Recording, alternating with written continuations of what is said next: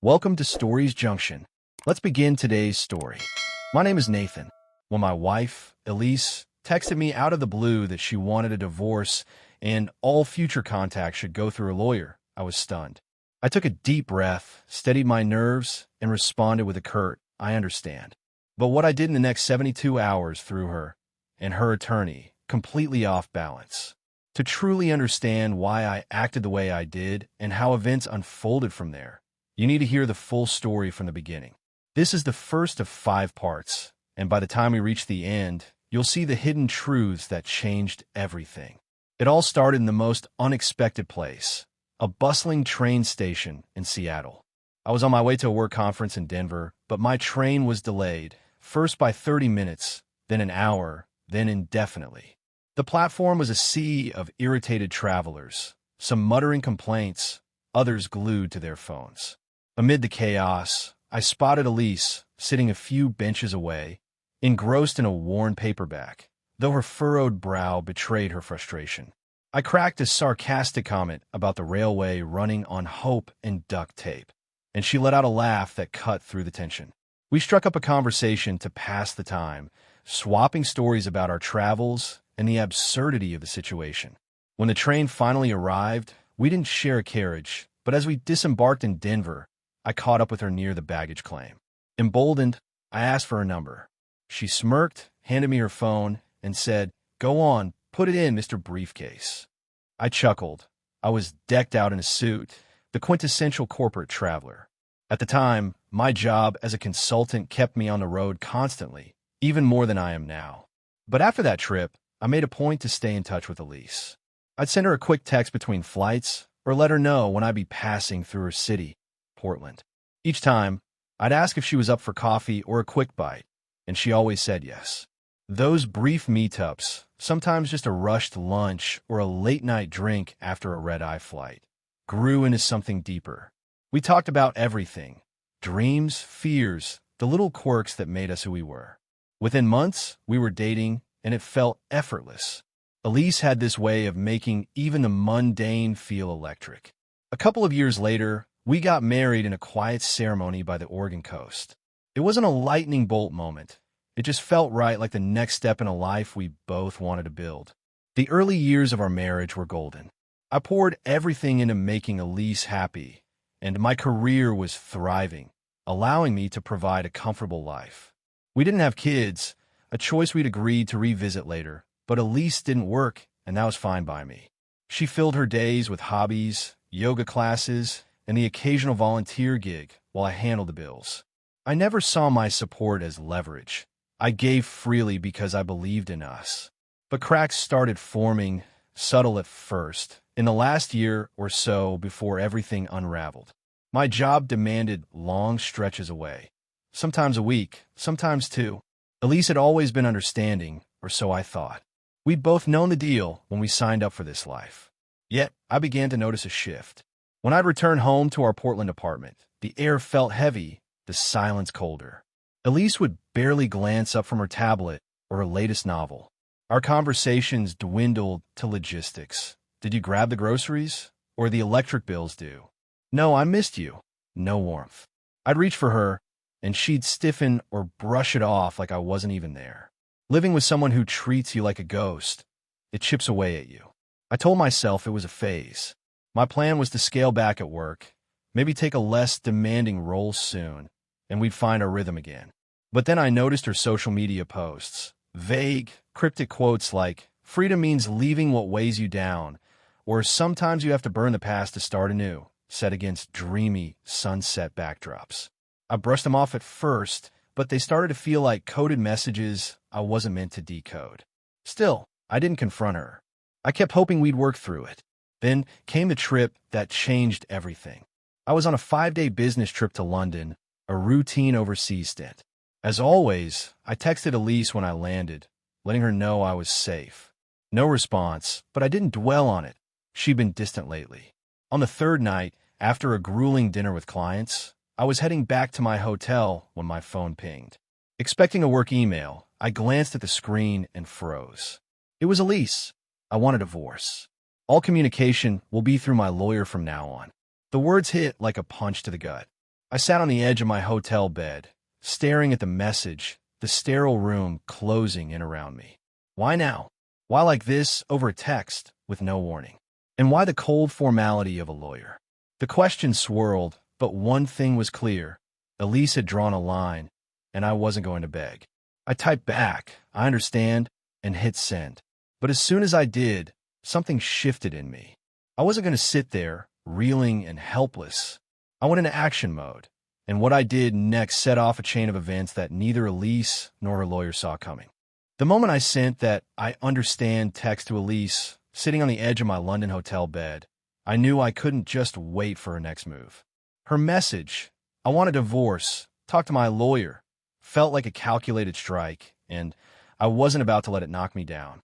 This is the second part of my story, and as the pieces start falling into place, you'll see why my response caught Elise and her attorney off guard. But more than that, you'll begin to glimpse the cracks in the life we built and what was lurking behind her sudden decision. After staring at her text for a minute, I snapped into focus. If Elise wanted to play this like a business deal, I'd meet her on that level. My first call was to my lawyer, Sarah, who I'd known for years through work. It was late in Portland, but she picked up, her voice sharp and ready. I read her the text, keeping my tone steady, and explained the situation. No prior warning, no discussion, just this cold declaration. Sarah didn't waste time with sympathy. "We need to move fast," she said. "If she's lawyering up, she's likely already planned her next steps. We're not waiting for her to file first." I trusted Sarah's instincts. She was a shark in the courtroom and didn't flinch under pressure. Next, I called my accountant, Raj, who was used to my late-night requests given my travel schedule. I told him to freeze all our joint accounts and cancel every shared credit card. Elise had access to our finances, and I'd been covering everything: her shopping, her subscriptions, her lifestyle without a second thought. But if she was cutting me out, I wasn't going to bankroll her exit. Raj worked quickly, and by morning London time, the financial plug was pulled. Automatic payments for her gym membership, streaming services, even her daily coffee runs, all stopped. I didn't feel vindictive. I felt practical. She wanted a divorce, fine, but she wasn't going to coast on my dime while her lawyer drafted demands. Within 24 hours, my phone started lighting up. Elise called once, then again, then a third time. I let each one go to voicemail, watching her name flash on the screen. She'd set the rules, lawyers only, so I stuck to them. By the afternoon, the calls stopped, but a new email landed in my inbox from her attorney, a man named Gregory Holt. The email was a masterpiece of legal posturing, dripping with accusations, abandonment of spousal duties, unilateral financial withdrawal, and demands to reinstate support immediately or face severe legal repercussions. It was meant to intimidate, but I saw through the bluster. I forwarded it to Sarah with a single line, "Handle it."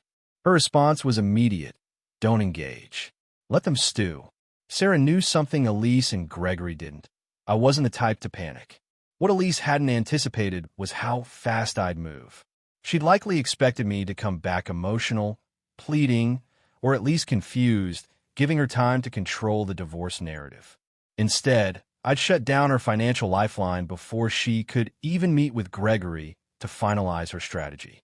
Her cards were declining at stores, her subscriptions were failing, and she was starting to feel the weight of her own ultimatum. I wasn't cruel. I didn't touch her personal savings, small as they were, but the cushy life she'd taken for granted, that was over. By the second night in London, I was back in strategy mode. Sarah suggested we dig deeper. "If she's this bold, there's a reason," she said. "We need to know what's driving her." She recommended a private investigator, someone discreet who could look into Elise's recent activities. I hesitated for a moment. Hiring a PI felt like something out of a movie, but Sarah was insistent. "Knowledge is leverage, Nathan. If she's hiding something, we need to find it before she buries it." I gave her the green light, and she set it in motion. The investigator, a guy named Vince, was ex-military and all business. He'd start tailing Elise in Portland, checking her routines, her contacts, anything that might explain her sudden move. Meanwhile, I kept working, compartmentalizing the chaos. My clients in London had no idea my personal life was imploding, and I preferred it that way. But late at night, alone in my hotel, the questions gnawed at me. Why had Elise chosen this moment? We'd had our struggles, sure, but a divorce out of nowhere? It didn't add up. I replayed the last year in my mind. The coldness when I come home from trips, the way she'd stopped asking about my day, the cryptic social media posts about new chapters and breaking free. I chalked it up to stress or a rough patch, but now I wondered if I'd been blind to something bigger. Then, 48 hours after a text, my phone rang again. Not Elise this time. It was Gregory Holt himself. This was a breach of protocol. Lawyers don't call the opposing party directly. His voice was tense, almost pleading. "Nathan, we should talk. My client is open to a more cooperative approach. No need to escalate this further." I let the silence hang for a beat, savoring his discomfort. He was scrambling. Elise must have been rattled by the frozen accounts and declining cards, and now her lawyer was trying to backpedal. I kept my response icy. Elise was clear. Communication goes through lawyers. "That's what we'll do. My attorney will be in touch." I hung up before he could argue. Sarah called me right after, laughing. "He's panicking. They didn't expect you to play hardball." She was already drafting our next move, a formal response to Gregory's email, rejecting their demands and signaling we were ready for court. But what neither Elise nor Gregory knew was that Vince, the PI, was already at work. And what he'd uncover in the next few days would turn this divorce from a legal skirmish into something far more personal and explosive.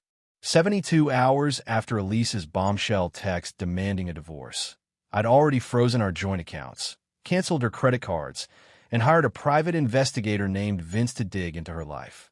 Her lawyer, Gregory Holt, was scrambling, his direct call to me, a desperate breach of protocol, proof that my swift moves had rattled their plan. This is the third part of my story, and as the layers of Elise's actions start to peel back, you'll see why my strategy wasn't just about protecting myself, but about uncovering a truth that would shift everything. What Vince found changed the game, and Elise had no idea how much trouble she was in. Back in London, I kept up appearances, nailing client meetings by day while coordinating with my lawyer, Sarah, and accountant, Raj, by night. Sarah's advice was clear. Stay calm, stay silent, and let Elise's side squirm. Gregory's email, full of accusations about spousal neglect and demands to restore Elise's financial access, sat unanswered. Sarah was crafting a response that would hit hard, but we needed more than legal posturing. That's where Vince came in. He'd been tailing Elise in Portland for 2 days, and on the 4th night of my trip, he sent his first report. I opened the email in my hotel room, heart pounding, unsure what to expect. Vince's findings were a gut punch. Elise wasn't just planning a divorce. She was entangled with someone else. Not just anyone, but Gregory Holt, her lawyer. Photos showed them meeting at a discreet boutique hotel on the outskirts of Portland, far from our downtown apartment. Late-night coffee runs that stretched into hours, their body language too close for client-attorney discussions. Vince had cross-referenced their meetups with Elise's calendar, pulled from her synced cloud account, and the pattern was undeniable. These weren't strategy sessions for the divorce. They were romantic, and they'd been going on for months. The betrayal stung, sharp and deep. I'd spent 7 years building a life with Elise, covering every bill, every whim, while she'd been weaving a new future with a man who was supposed to be her legal advocate. Worse, it seemed Gregory was coaching her, pushing her to demand a divorce while angling for a hefty settlement to fund their next chapter. The cryptic social media posts about new beginnings and freedom suddenly made sense. They weren't about self-discovery. They were about him. I forwarded Vince's report to Sarah, who called me immediately. "This is gold, Nathan," she said, her voice crackling with focus. "We're in a fault-based divorce state. Infidelity flips the script, settlements, alimony, everything.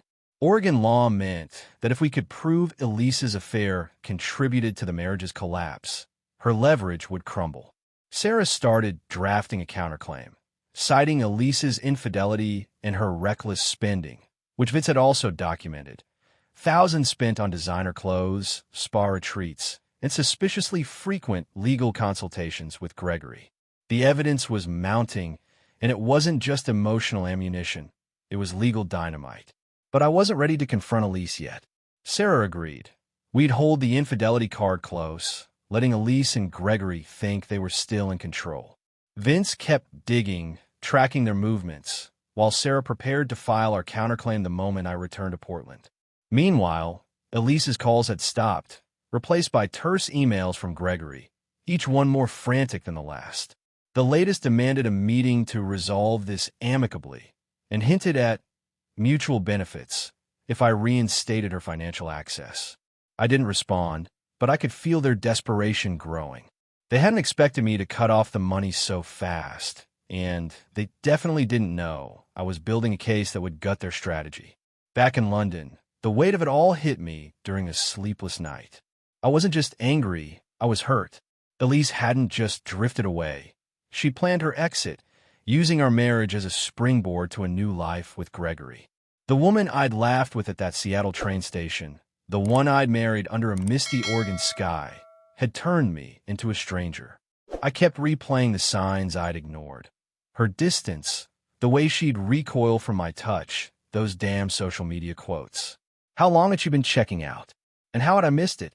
By the 5th day of my trip, I was on a flight back to Portland, Vince's latest update burning a hole in my inbox.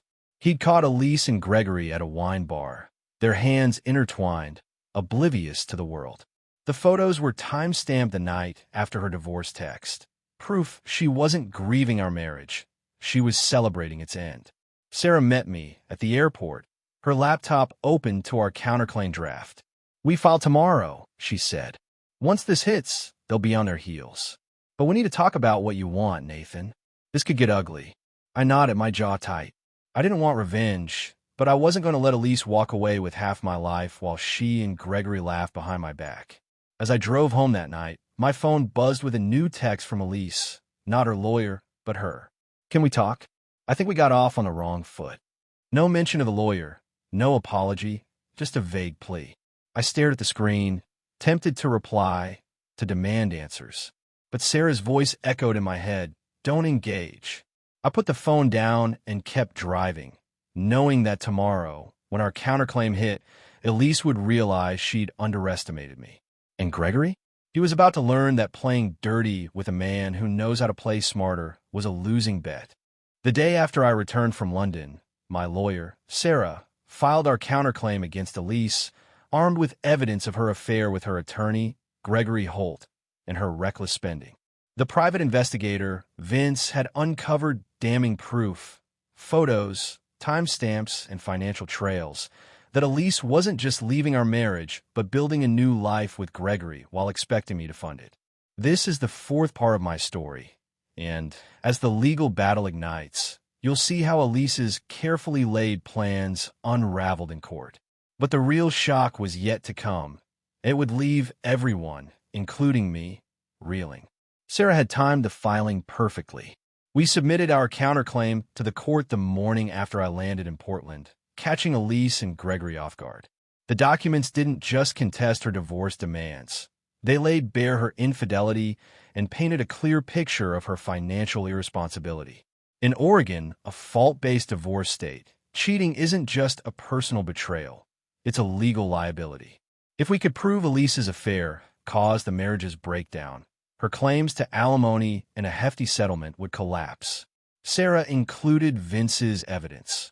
Photos of Elise and Gregory at a boutique hotel, their late-night wine bar meetups, and receipts tying her lavish spending to legal consultations that were clearly personal. The counterclaim also highlighted how I'd solely supported Elise for years, while she contributed nothing financially, only to turn around and demand half my assets. I didn't go home that day. Our apartment felt like a ghost town, and I wasn't ready to face the memories there. Instead, I checked into a hotel downtown and met Sarah to review our strategy. "They'll get the filing today," she said, her eyes gleaming. "Gregory's going to lose it when he sees the affair evidence. He's not just her lawyer. He's implicated." She warned me that Elise might try to reach out directly, bypassing her lawyer to soften me up. Sure enough, that evening, Another text from Elise popped up. "Nathan, please, let's talk without the lawyers. I don't want this to get worse." I didn't respond. Her words felt hollow, a last-ditch effort to salvage control. Sarah's advice was ironclad. Silence was my weapon. The next morning, Gregory's office fired back with a furious motion, accusing us of defamation and bad faith tactics. They claimed the affair allegations were unsubstantiated and demanded an immediate dismissal of our counterclaim. But their bluster couldn't erase Vince's photos or the paper trail. Sarah laughed as she read their response. "They're panicking," she said. "This is all noise. They know the evidence is solid." She filed a rebuttal, attaching more of Vince's findings, including a new bombshell, text messages between Elise and Gregory, recovered from her cloud account, that confirmed their relationship predated her divorce text by at least 6 months. One message from Elise read, "Once this is done, we're free. He'll pay for it all." It was a gut punch, but also a gift, proof of their intent to exploit me. The first court hearing was a week later, and I'll never forget walking into that Portland courtroom. Elise was there, sitting beside Gregory, her face pale and drawn. She avoided my gaze, but Gregory shot me a glare like he could intimidate me. The judge, a no-nonsense woman in her 60s, didn't waste time. Sarah presented our case first, laying out the timeline of Elise's affair and her financial dependence on me. She projected Vince's photos on a screen, Elise and Gregory laughing at a wine bar, their hands linked, the hotel check-in receipt. The room went quiet. Elise stared at the floor, her hands twisting in her lap. Gregory tried to object, but the judge shut him down. "I'm here for facts, not theatrics," she said sharply. When it was Gregory's turn, he leaned hard into emotional appeals, painting Elise as a neglected wife driven to seek comfort because of my constant travel. He argued that my freezing of the accounts was vindictive and that I'd abandoned my duty to support her. But his arguments fell flat against the evidence. The judge's questions were brutal. "How do you explain these meetings, Mr. Holt? They don't look like legal consultations." Gregory stammered, claiming client confidentiality, but the judge wasn't buying it. By the end of the hearing, she ruled that our counterclaim had merit and set a date for the full divorce trial. Elise's face crumpled as she left the courtroom, Gregory whispering furiously in her ear. That night, Sarah called me with an update. Gregory had filed an ethics complaint against himself with the Oregon State Bar, likely a preemptive move to mitigate the fallout of his affair with a client. "He's trying to get ahead of the scandal," Sarah said. "But it's too late." The judge saw enough. Vince, meanwhile, had dug up more. Gregory had been funneling Elise money from his own accounts to cover her expenses after I cut her off, a clear conflict of interest. Sarah added this to our case, tightening the noose. But then, something unexpected happened. 2 days after the hearing, I got a voicemail from Elise. Not a text, but her voice shaky and raw. "Nathan, I'm sorry. I didn't mean for it to go this far. Can we just talk? Please." It was the first time she'd sounded human since her divorce text. Part of me wanted to call back, to hear her out, to understand why she'd thrown us away. But Sarah's warning rang in my ears. "She's cornered, Nathan. This is a ploy." I saved the voicemail, but didn't respond. Instead, I forwarded it to Sarah, who added it to our file as evidence of Elise trying to bypass legal channels. As the trial date loomed, I braced for what was coming. Elise and Gregory were out of moves, their strategy in tatters. But I wasn't prepared for the final twist Vince uncovered, a secret that went beyond the affair and threatened to upend everything we thought we knew about Elise's plans. It was a revelation that would make the courtroom drama look tame by comparison.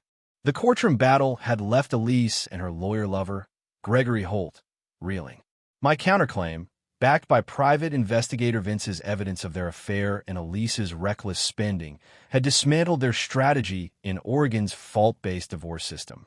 But just when I thought I'd seen the full extent of Elise's betrayal, Vince uncovered a final secret that turned everything upside down.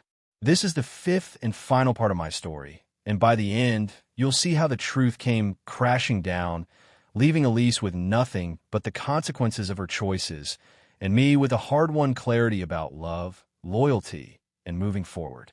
As the divorce trial approached, Sarah, my lawyer, was relentless. She'd built an airtight case, combining Vince's photos, text messages, and financial records to prove Elise's infidelity and her scheme to exploit our marriage for a payout.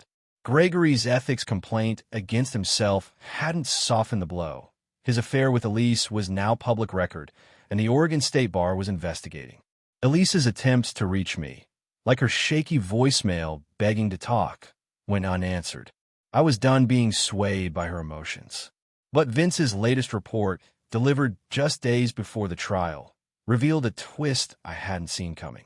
Elise wasn't just planning a new life with Gregory. She'd been siphoning money from our joint account for months, funneling it into a hidden account under her maiden name.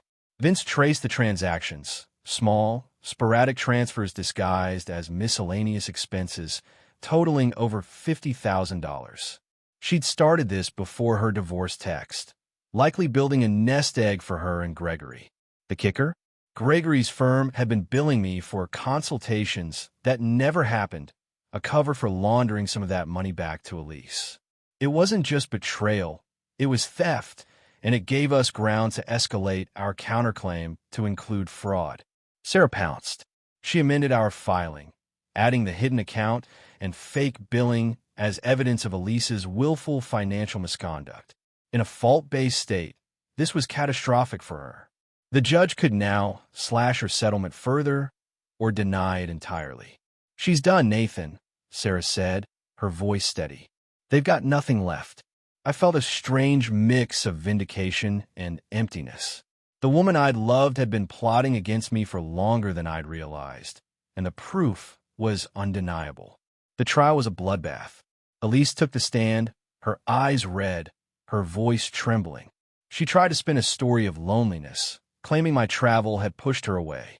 But Sarah dismantled her narrative, presenting the timeline of her affair and the hidden account. When Sarah showed the courtroom Elise's text to Gregory, "He'll pay for it all," Elise broke down, sobbing. Gregory, barred from representing her due to his ethics violation, sat in the gallery, his face ashen. His replacement lawyer fumbled, unable to counter our evidence. The judge's ruling was swift. Elise's infidelity and financial misconduct voided her claims to alimony and equitable division. She was awarded a modest lump sum, barely enough to cover her legal fees, while I retained nearly all our assets. After the gavel fell, Elise approached me outside the courtroom, her face streaked with tears. "Nathan, I didn't mean to hurt you," she whispered. "I got lost. Can't we just try again?" I looked at her, the woman I'd once vowed to build a life with, and felt nothing but resolve. "You made your choice, Elise," I said. "Live with it." I walked away, her sobs fading behind me. In the weeks that followed, Elise tried to reach out again. Texts from new numbers, voicemails pleading for closure. One message claimed she'd ended things with Gregory, that she'd seen her mistakes. I didn't respond. Then, a month later, I got a call from an unknown number. Against my better judgment, I answered. It was Elise, her voice fragile. "I never stopped loving you," she said. "My mistake was thinking I could find myself without you. We can fix this." I let her finish, then said, "When you chose to betray me, you lost the right to call me yours." I hung up, blocked the number, and everyone she tried after. The door to our past was sealed. Looking back, I see the lessons carved into this mess. First, don't ignore the warning signs. Elise's distance, her cryptic posts, her withdrawal, they weren't random. They were steps toward her exit, and I was too hopeful to see it. Second, love without loyalty is worthless. I gave Elise everything, my trust, my support, my future, but she traded it for a fantasy with Gregory. Finally, silence can be your greatest strength.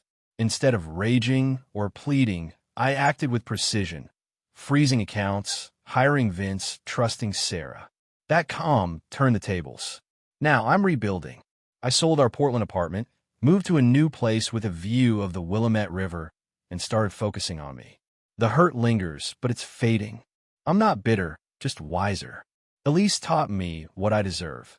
Someone who shows up, not someone who schemes. As for her, I hear she's back in her hometown, living modestly, her dreams of a glamorous new life with Gregory in ashes. Actions have consequences, and secrets don't stay buried. What would you have done in my shoes? Would you have fought harder, forgiven her, or walked away sooner? I'm curious to hear your thoughts. This is where my story ends, but the conversation doesn't have to. Thanks for following along. Until the next one.